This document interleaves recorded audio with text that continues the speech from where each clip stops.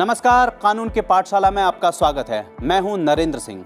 हमारा संविधान हर नागरिक को अभिव्यक्ति की आजादी का अधिकार देता है। मतलब देश का हर नागरिक किसी भी विषय पर अपनी बात रखने और उसे दूसरों के साथ साझा करने का अधिकार रखता है। लेकिन यह भी देखा गया है कि सूचना और पारदर्शिता के बिना अभिव्यक्ति की आजादी अधूरी रहती है। इसलिए सरकार 2005 में सूचना का अधिकार कानून लेकर आई। यह कानून भारत जैसे जटिल और विविध लोकतंत्र के लिए जरूरी है। यह कानून सही मायनों में हमारे लोकतंत्र के प्रति आम नागरिक की आस्था को बल देता है, मजबूत बनाता है। आइए देखते हैं इस कानून की खास बातें।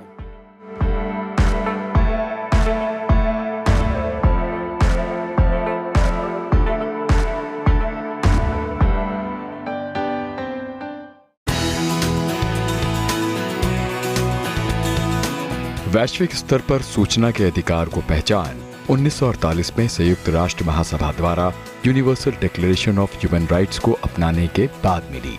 इस मैकेनिज्म का मकसद मीडिया या दूसरे माध्यम से आमजन को सूचना मांगने और लेने का अधिकार देना था।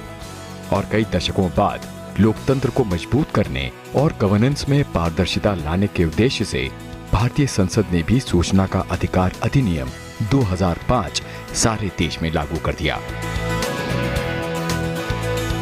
सूचना के अधिकार कानून का मूल मकसद नागरिकों को जानकारी उपलब्ध कराकर सशक्त बनाना, सरकार की कार्यशैली में पारदर्शिता और जवाबदेही को सुनिश्चित करना, भ्रष्टाचार को रोकना और हमारे लोकतंत्र की कार्यशीलता को बढ़ावा और दिशा देना है।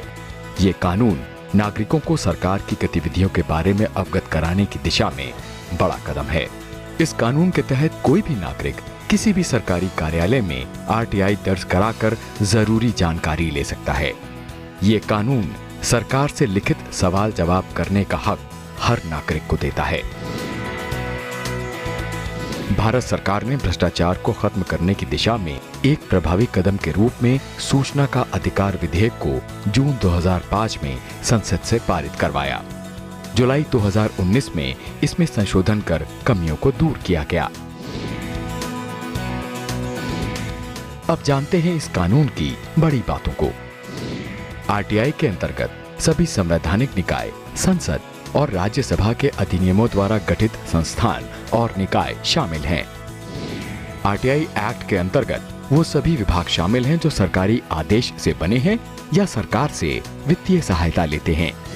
आवेदक को 10 रुपए का आवेदन शुल्क देना पड़ता है। कई राज्यों के आवेदन शुल्क में भिन्नता हो सकती है।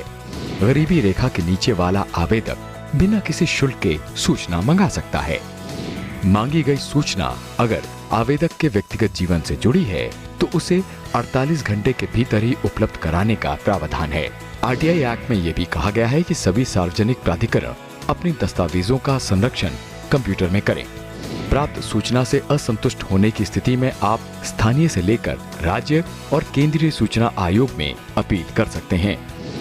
इस एक्ट के अनुसार केंद्रीय स्तर पर एक मुख्य सूचना आयुक्त और 10 या 10 से कम सूचना आयुक्तों की सदस्यता वाले एक केंद्रीय सूचना आयोग के गठन का प्रावधान है।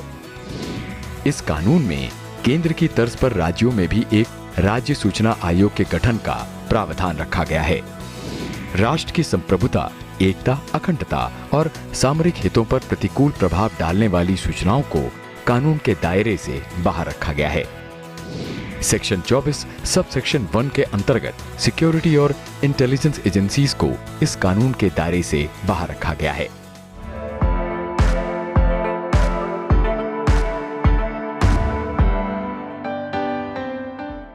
अमेरिका के पूर्व राष्ट्रपति थॉमस जेफरसन ने कहा था, सूचना लोकतंत्र की मुद्रा होती है। सूचना किसी भी जीवंत सभ्य समाज के उद्भव और विकास में महत्वपूर्ण भूमिका अदा करती है।